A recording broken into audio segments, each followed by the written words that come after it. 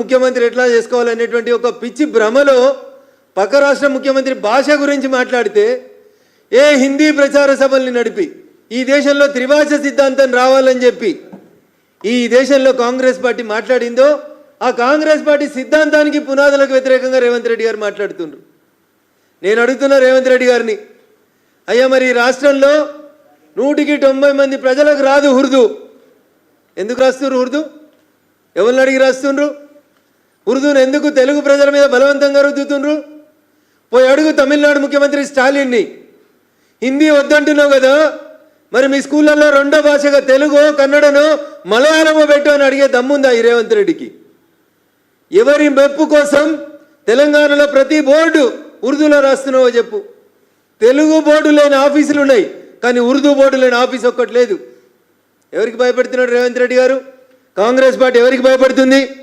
ఇతర భాషల్ని ప్రజల మీద రుద్దుతే బాగుండదని చెప్తున్నారు రేవంత్ రెడ్డి.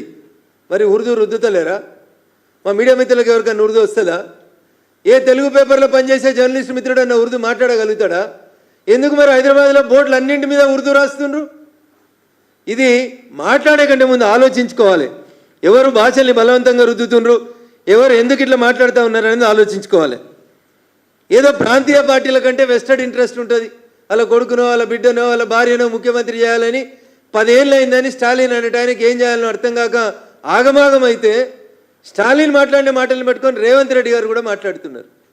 ఈ దేశ ప్రధాని, ఈ దేశ హోంమంత్రి గారు చాలా స్పష్టంగా చెప్పిండ్రు, రీఆర్గనైజేషన్ ఆఫ్ కాన్స్టిట్యున్సీస్ అంటూ మొదలైతే దానికి ముందు కొన్ని గైడ్ లైన్స్ వస్తాయి, దానికి ఒక కమిటీ వేస్తారు, ఆ కమిటీలో అన్ని పార్టీలకు సంబంధించినటువంటి వ్యక్తులు సభ్యులుగా ఉంటారు. మరి మీరు ముఖ్యమంత్రిలా ఇంకేమన్నా నాకు తెలియదు. అధికారం కోసం తమిళనాడులో 26లో ఎలక్షన్లు వస్తున్నాయని చెప్పి ఆయన మాట్లాడితే నువ్వు దానికి వంతపాడడం ఏందనేది ఒకసారి ఆలోచించుకోవాలి.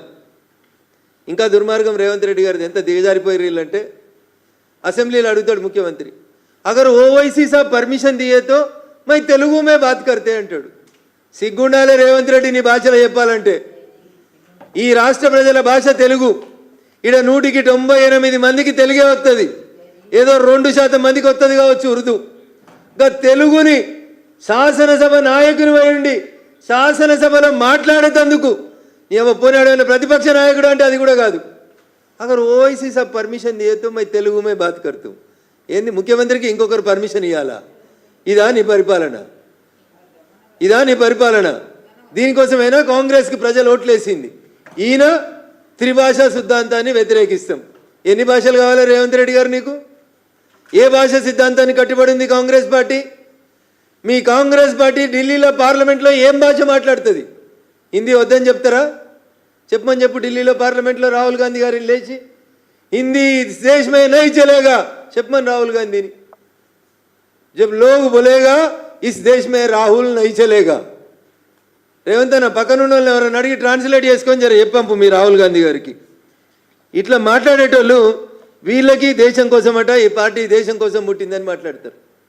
అన్న మాట్లాడాలంటే కాంగ్రెస్ గురించి చాలా దిగజారినట్టు అనిపిస్తుంది నాకే.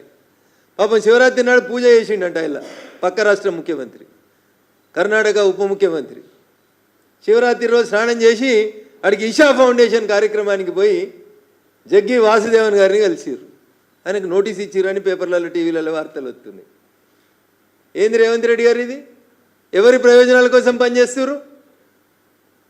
వ్యక్తిగతంగా మాట్లాడాలంటే మేము చాలా మాట్లాడగలుగుతాం.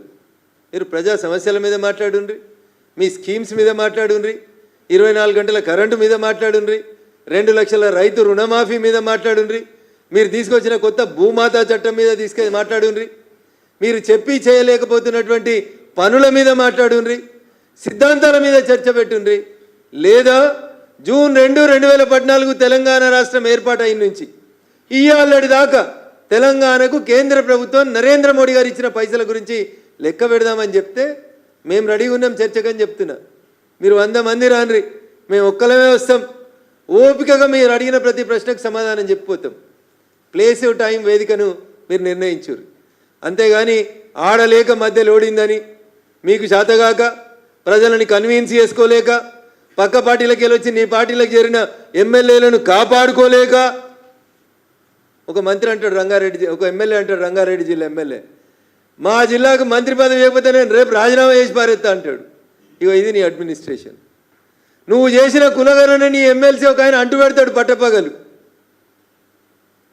బీసీల కోసమే పుట్టింది కాంగ్రెస్ పార్టీ అని చెప్తే బీసీల కోసం మాట్లాడిన ఎమ్మెల్సీని సస్పెండ్ చేస్తుంది నీ పార్టీ.